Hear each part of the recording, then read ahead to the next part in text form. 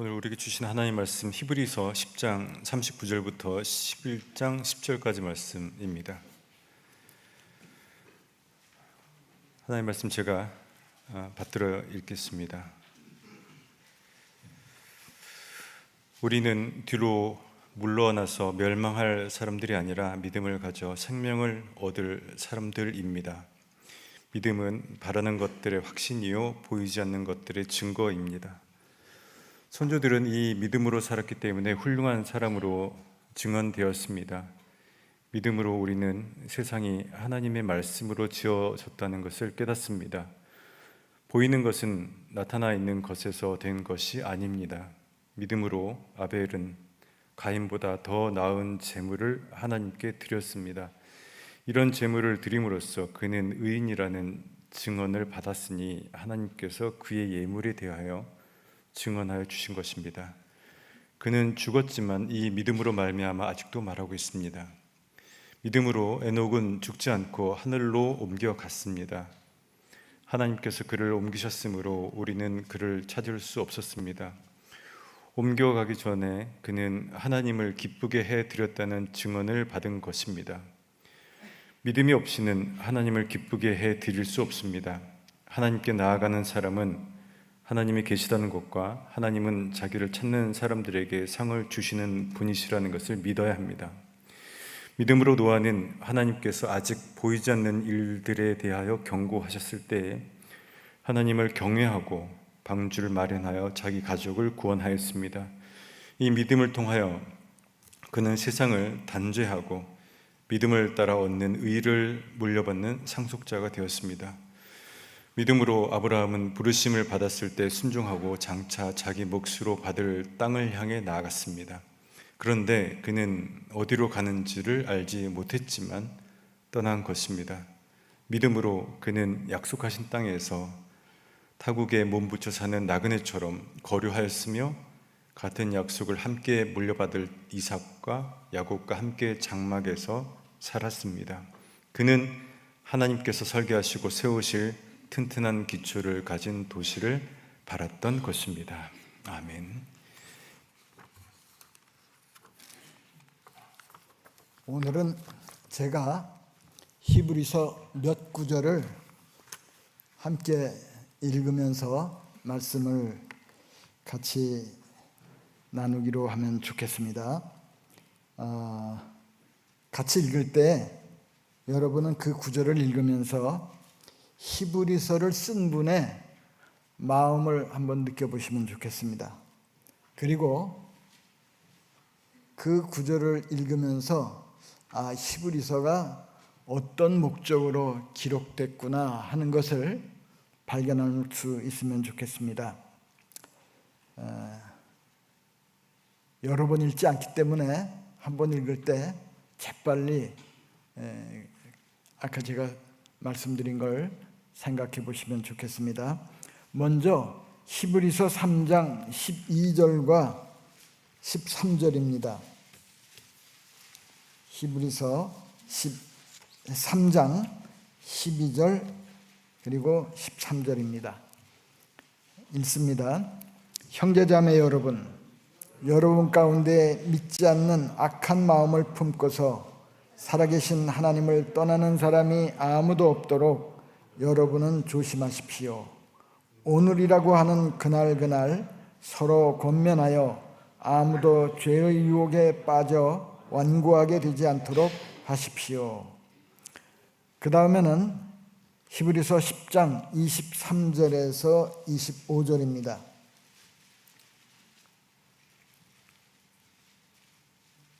히브리서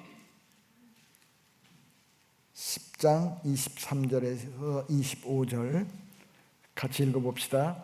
또 우리에게 약속하신 분은 신실하시니 우리는 흔들리지 말고 우리가 고백하는 그 소망을 굳게 지킵시다. 그리고 서로 마음을 써서 사랑과 선한 일을 하도록 격려합시다. 어떤 사람들의 습관처럼 우리는 모이기를 그만하지 말고 서로 격려하여 그날이 가까워 오는 것을 볼수록 더욱 힘써 모입시다. 그리고 마지막으로 히브리서 12장 1절입니다. 히브리서 12장 1절 함께 봅니다. 그러므로 이렇게 구름대와 같이 수많은 증인이 우리를 둘러싸고 있으니 우리도 갖가지 무거운 짐과 얽매는 죄를 벗어버리고 우리 앞에 놓인 다름질을 참으면서 달려갑시다. 여러분 뭘 느꼈는지 모르겠습니다. 히브리서를 쓴 분의 그 마음이 느껴지십니까? 히브리서를 쓴 분은 1세기일 텐데 당시 교인들의 믿음이 약해지는 것을 걱정하면서 이들에게 어떤 말씀으로 당부를 할까, 그런 마음으로 히브리서를 썼습니다. 대표적으로 한 세 군데를 읽었습니다마는 히브리서는 곳곳에서 믿음에서 떠나지 않도록 조심시키고 경고하고 한편 믿음 생활을 계속할 수 있도록 격려하고 독려하는 말씀을 히브리서 곳곳에서 발견할 수 있습니다. 당시 히브리서를 쓸 당시 많은 교인들이 믿음에서부터 벗어나서 꼭 신앙생활을 해야 되나 이런 마음을 품게 되었을 때 그걸 걱정하면서 히브리서를 썼는데, 그러면 21세기 한국 교회 신앙생활의 모습은 어떻습니까? 특별히 코로나 이후 한국 교회가 활력을 잃어가고 있다는 걱정을 많이 합니다. 우리 교회는 어떻습니까? 우리들의 믿음은 어떻습니까? 우리들의 믿음은 활기차고 정말 하나님 보시기에 아름다운 믿음인지 한번 돌아봐야 될 것 같습니다. 오늘은 대림절 셋째 주일이죠. 대림절은 여러 가지 우리가 마음을 쓰고 준비해야 될 건 있습니다만은 특별히 대림절 셋째 주일을 지난 다음 주간은 우리가 우리 자신의 믿음을 돌아보고 우리의 믿음이 좀 약화되었다거나 빗나가고 있다면 우리의 믿음을 다시 바로잡는 그런 시간이 되었으면 좋겠습니다. 그래서 저는 우리가 다음 주간 우리의 믿음을 돌아보는 데 도움을 드리기 위해서 히브리서 11장을 본문으로 택했습니다.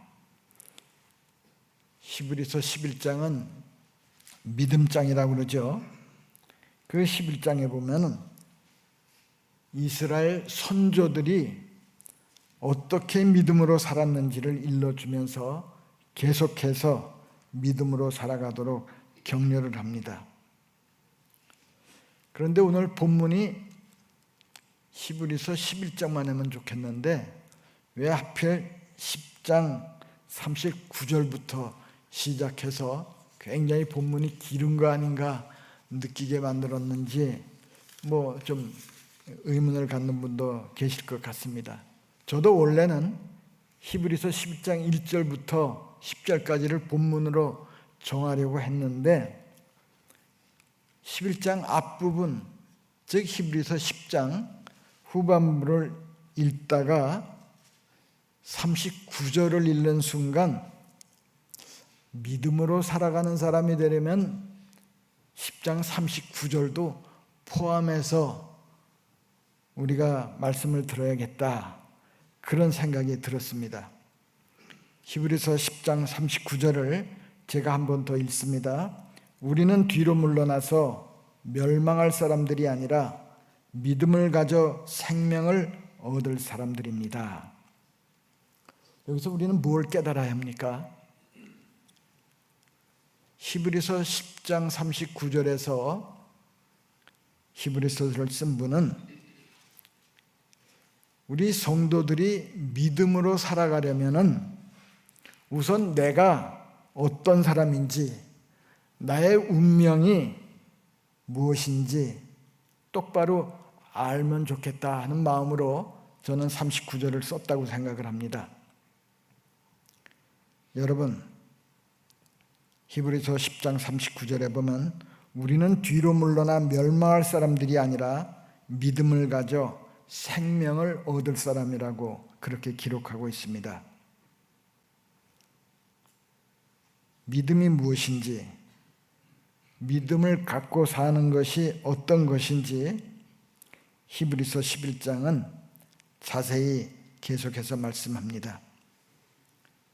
우리가 마음에 기본적으로 간직할 것은 우리는 멸망할 사람들이 아니라 믿음을 가져 생명을 얻을 사람이다. 그게 우리의 운명이라는 겁니다.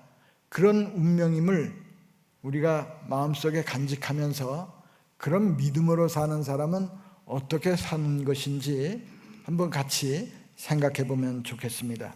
아까도 말씀드렸지만 히브리서 11장은 믿음장이라고 흔히 말하죠. 그런데 히브리서는 믿음이란 단어를 계속 씁니다. 주석을 봤더니 하루가 24시간인데 히브리서 11장은 믿음이라고 하는 단어가 24번 나온다고 그렇게 써놨어요. 그래서 제가 또 시간이 있기 때문에 정말 그런가 하고 이렇게 하나하나 지어봤습니다. 이게 번역 탓인지 모르지만 제가 찾으니까 27번인가 28번 나오더라고요. 나중에 여러분도 심심하면 한번 찾아보시면 좋을 것 같습니다.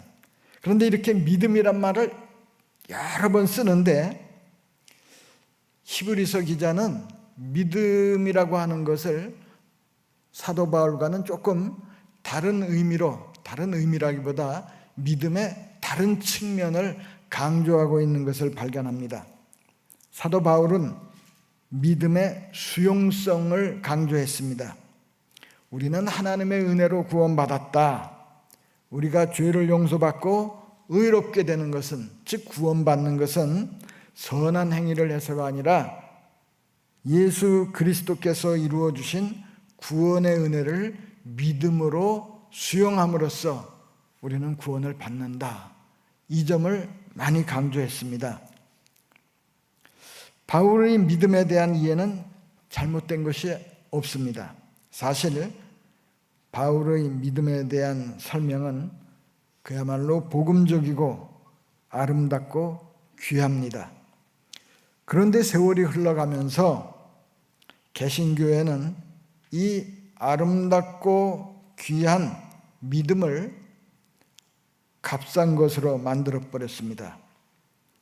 예수만 믿으면 구원을 얻는다고 하면서 믿음과 삶을 제대로 연결시키지를 못했습니다.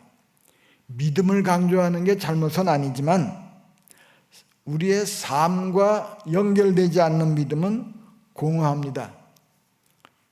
제가 이따금씩 유진 피터슨 목사님 얘기를 하는데 지금은 돌아가셨지만 그분이 교회에서, 특별히 개신교회에서 믿음이 너무 피상적인 의미로 사용되는 것을 유감스럽게 생각하면서 이런 말을 했습니다.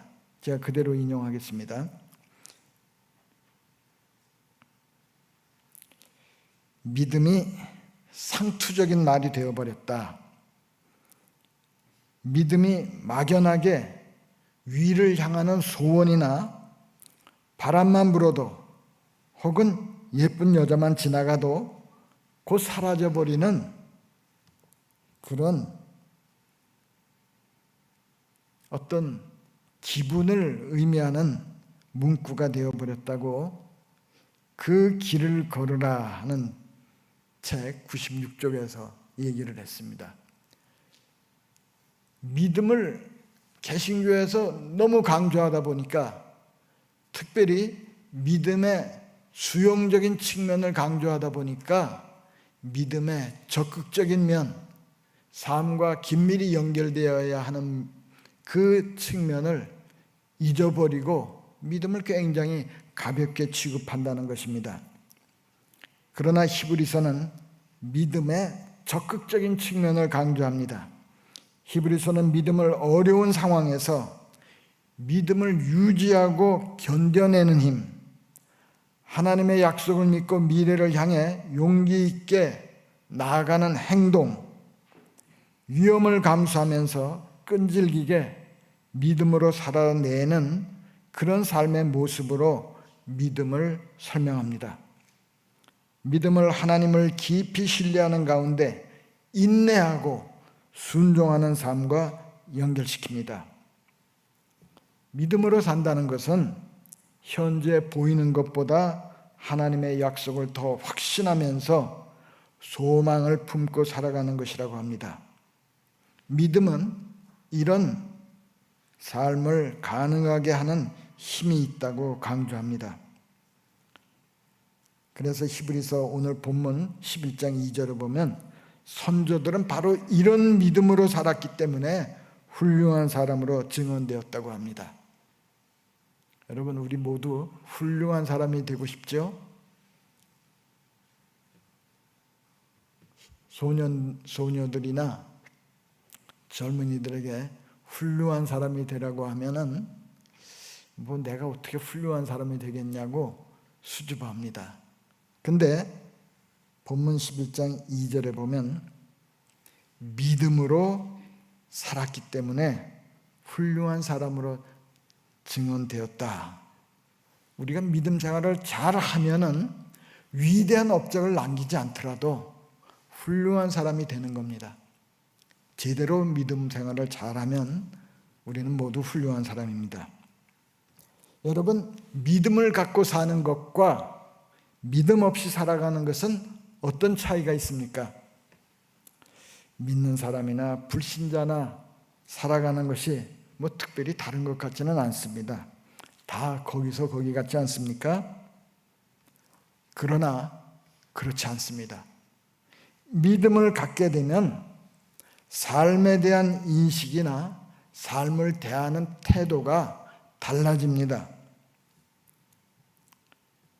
저는 다음 몇 가지로, 물론 제가 지금까지 신앙생활하고 성경 읽고 그런 것을 통해서 그냥 터득하고 정리한 것이지만 그게 전부는 아니겠습니다만은 저는 다음 몇 가지로 믿음을 갖게 되면 어떤 점이 달라지는지 찾아보았습니다. 우선 믿음을 갖게 되면 알게 됩니다. 무엇을 알게 될까요? 우리가 믿음을 갖고 살게 되면은 나 자신이 하나님의 구원 이야기 속에 들어선 것을 알게 됩니다.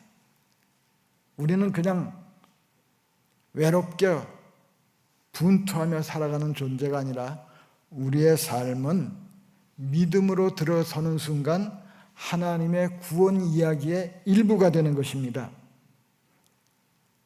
아브라함은 하나님의 말씀에 믿음으로 순종함으로써 그의 일생은 하나님이 펼쳐나가시는 구원의 이야기가 되었습니다.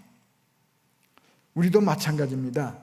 우리가 세례를 받음으로 우리는 하나님의 손길에 자신을 맡깁니다. 세례를 받음으로 우리는 하나님의 구원의 이야기 속에 들어갑니다. 그래서 우리의 평범한 삶은 하나님과 함께 써나가는 특별한 이야기가 되고 대단할 것 없는 우리의 삶은 훌륭한 삶이 되는 것입니다. 또 믿음을 갖게 되면 세상을 보는 눈이 달라집니다. 세상 사람들에게는 보이는 것이 전부입니다. 그러나 믿음으로 사는 사람은 육신의 시력 이외에 믿음의 눈으로 세상을 보게 됩니다. 히브리서 11장 3절에 보면 믿음으로 우리는 세상이 하나님의 말씀으로 지어졌다는 것을 깨닫습니다. 보이는 것은 나타나 있는 것에서 된 것이 아닙니다. 그래서 믿음의 눈으로 보면은 전에는 당연했던 것이 특별한 의미로 다가옵니다. 그래서 당연하게 그냥 지나쳤던 것을 참 하나님의 은혜가 감사하구나 하면서 그 당연하게 받아들였던 것을 하나님의 특별한 은혜로 받아들이면서 감사하게 됩니다. 믿음의 눈으로 보면 평범하던 것이 새로운 빛을 띠게 됩니다. 믿음을 갖게 되면 우리가 살고 있는 이 세상은 하나님의 세상이 됩니다.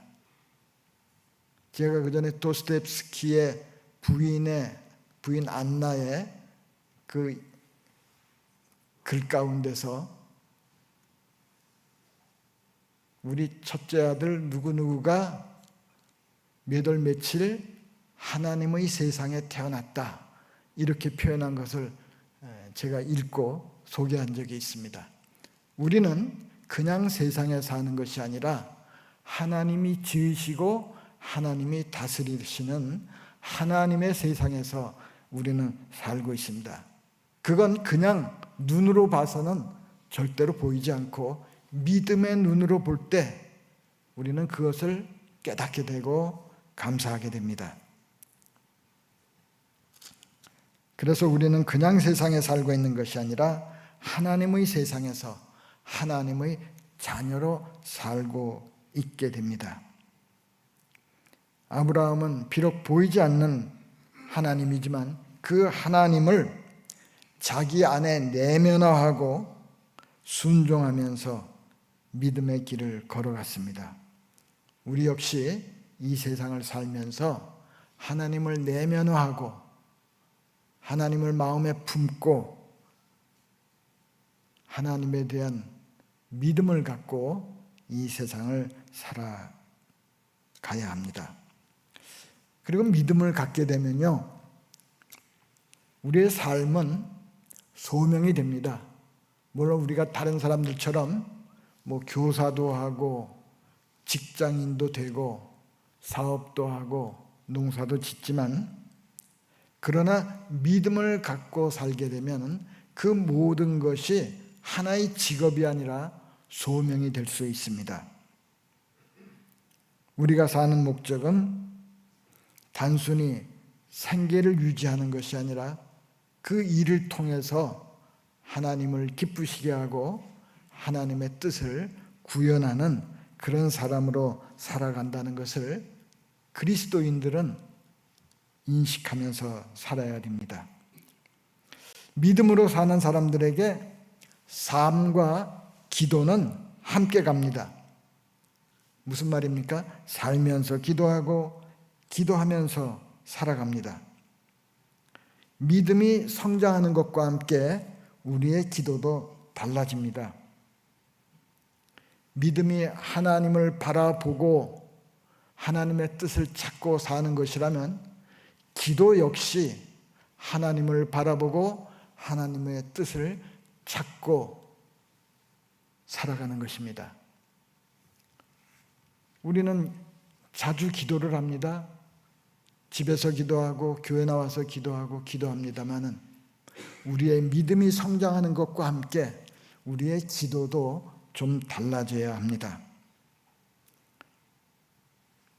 그리스도인은 하나님의 나라를 구하고 하나님의 뜻을 따라 자신의 삶을 조율하며 사는 사람이 됩니다. 믿음으로 사는 사람은 이 땅에서 우리의 삶에서 하나님의 이름이 거룩히 되기를 구합니다. 하나님 아버지의 뜻이 하늘에서 이룬 것 같이 우리 가정에, 우리 일터에, 이 사회에 이루어지기를 바라며 살아갑니다. 다른 사람들과 함께 어울리고 함께 고난을 겪지만 믿음이 있는 사람은 삶의 갖가지 상황 속에서 하나님을 바라봅니다. 믿음이 없는 사람은 불운을 탓하거나 행운이라고 수지 맞았다고 좋아할 때 그리스도인은 그 일을 통해 하나님의 뜻을 찾고 기도하며 감사합니다. 제가 하나님을 잘 믿는 삶 자체가 훌륭한 삶이라고 했습니다마는 하나님을 믿는 사람이 된 것은 대단한 축복입니다. 은혜입니다. 하나님을 믿는 사람이나 믿지 않는 사람이나 겉으로 보기에는 다 비슷해 보입니다. 그런데 우리가 어떤 선택을 할 때는 특별히 믿음으로 사는 사람답게 선택하면서 살아야 합니다.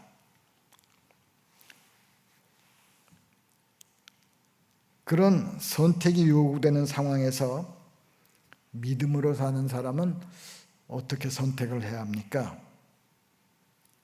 요즘 AI가 굉장히 발달이 돼서 웬만한 건 AI에게 묻고 거기에 따라서 선택하면 될 것 같습니다.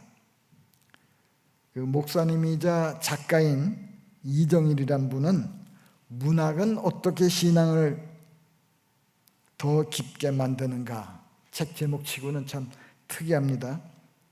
곧대로 썼습니다. 문학은 어떻게 신앙을 더 깊게 만드는가. 이 책에서 이분이 이런 말을 합니다. 인공지능이 아무리 뛰어날지라도 인공지능은 예측 가능한 삶의 영역 밖으로는 잘 나가려고 하지를 않는다. 왜냐하면 AI는 불확실함을 견디는 힘이 왜 필요한지를 모르기 때문이다. 이런 말을 했습니다. AI는 논리적이고 합리적인 선택만을 하도록 가르친다는 것입니다. 이정일 작가는 인공지능이 불확실함을 견디는 힘이 중요한 것을 모른다고 하면서 무조건 AI만 따라서 선택해서는 안 된다. 그런 뜻으로 말을 했습니다. 물론 여기에 AI에 대해서 보다 깊은 지식과 이해를 가지고 계신 분이 있을 텐데 아닌데 저 틀렸는데 그런 말을 할지도 모르겠습니다. 사실 이정일 이 작가가 이 책을 쓴 게 2020년이니까 5년 전입니다. 그 당시 발달 단계에서 그것도 인문학을 공부하신 분이 잘 몰라서 그렇게 말을 썼는지는 모르겠습니다만은 그래도 그분이 하고 싶은 말의 요지는 분명하고 또 우리가 귀를 기울일 필요가 있습니다. 그는 믿음으로 사는 사람은 인공지능을 의지할 것이 아니라 때로는 손해를 보는 선택도 할 수가 있고 불확실함을 견디고 하나님이 원하시는 길이 무엇인지 찾으면서 선택을 하는 게 옳다는 겁니다. 창세기 13장에 보면 아브라함이 하나님을 믿고 살아가면서 선택의 기로에 놓인 그런 사건이 생깁니다. 그가 하나님의 명령을 따라서 가나안 땅 이쪽으로 왔을 때 조카 롯도 같이 데리고 왔는데 두 사람이 다 부자가 되었습니다. 가축이 엄청 많아졌습니다. 그래서 더 이상 같이 살기가 힘들어졌을 때 아브라함이 고민을 합니다. 이걸 어떻게 하면 좋을까? 그러다가 조카 롯을 데리고 나가서 앞에 펼쳐진 넓은 땅을 보면서 이제 우리가 더 이상 같이 살기 힘드니 헤어져야겠다. 그러면서 네가 먼저 선택을 하거라. 롯이 이렇게 보니까 아주 물이 넉넉하고 풀이 잘 자라는 그런 쪽을 보고 의리 없이 그쪽을 선택해서 가축과 가족을 이끌고 그쪽으로 나아갑니다. 말하자면 롯은 지극히 합리적인 선택을 했습니다. 요즘식으로 표현하면 인공지능이 가르쳐주는 그쪽으로 나아갔습니다. 그러나 성경을 보면 그 결과는 어떻게 됐습니까? 롯은 부패한 문화 속에서 허둥대다가 곤경에 처하게 됩니다. 그때 롯은 아브라함의 도움으로 구출되는 그런 일을 겪게 되었습니다. 그리고 히브리서 11장 8절을 보면 이렇게 기록되어 있습니다. 믿음으로 아브라함은 부르심을 받았을 때 순종하고 장차 자기 몫으로 받을 땅을 향해 나갔습니다. 그런데 그는 어디로 가는지를 알지 못했지만 떠난 것입니다. 성도 여러분, 믿음으로 사는 사람은 불확실한 세상에서 여전히 하나님을 신뢰하면서 나아갑니다. 제가 전도사 시절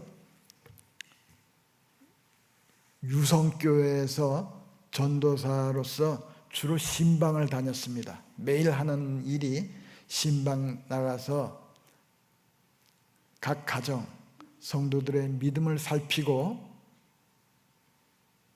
그들의 믿음 생활이 어떤지, 가정에 어떤 문제가 있는지 담임 목사님에게 보고하는 게 제 전도사 시절 거의 일주일 내내 하는 일이었습니다.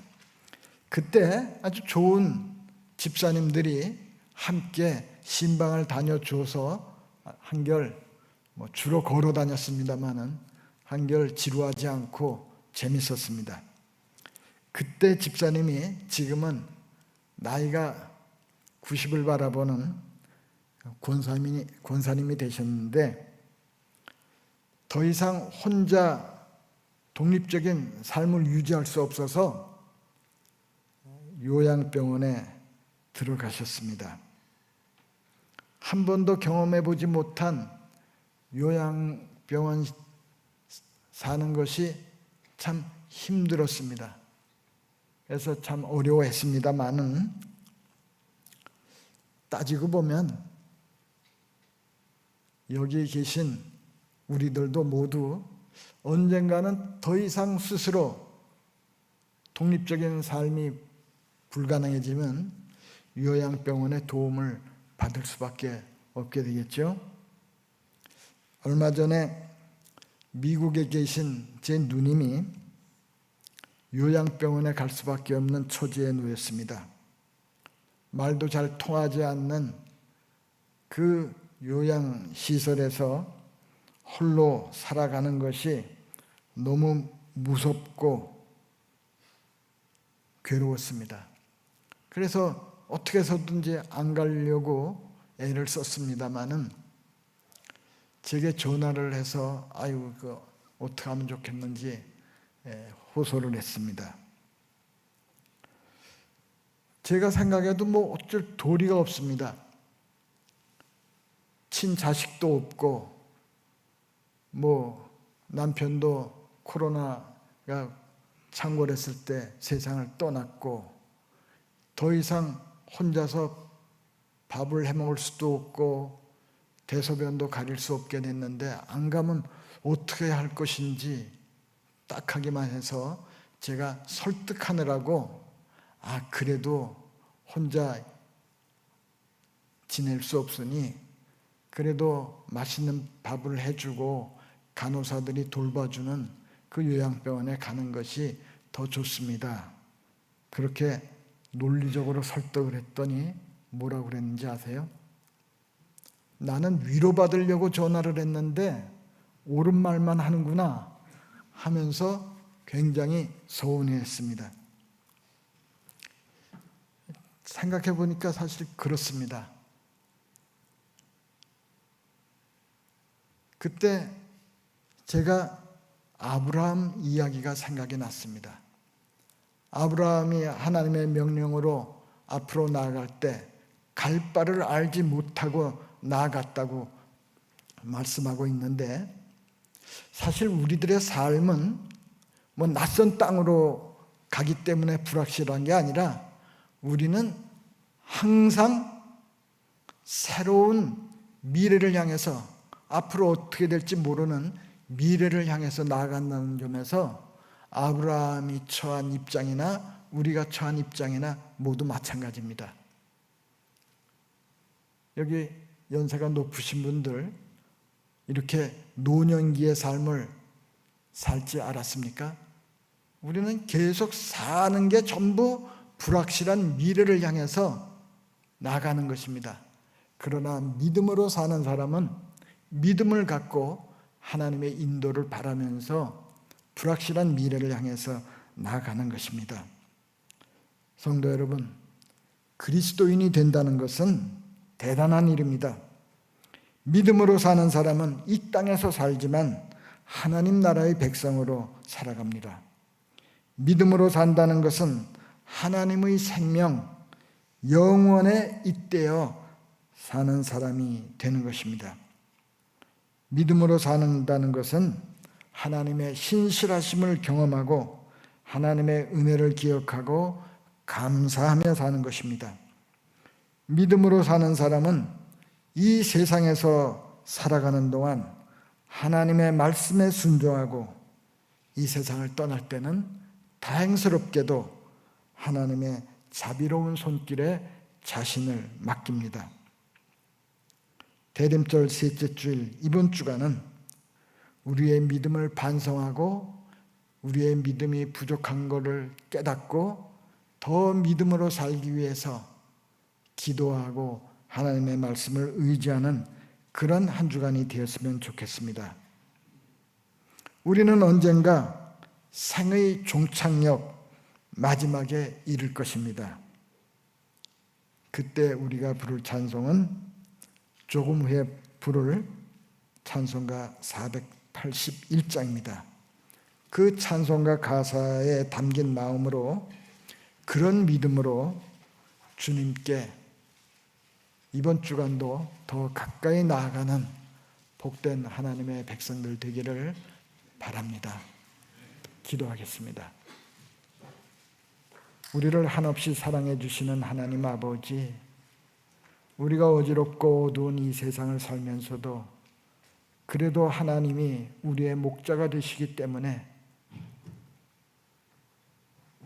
기쁜 마음으로 하루하루를 살아가고 있습니다. 하나님 아버지, 의지할 것 없는 유혹이 많은 세상 가운데서 우리의 믿음을 바로 세워주시고 그 믿음 따라 용기 있게 살아갈 수 있도록 우리를 인도하여 주옵소서. 예수님의 이름으로 기도드립니다. 아멘.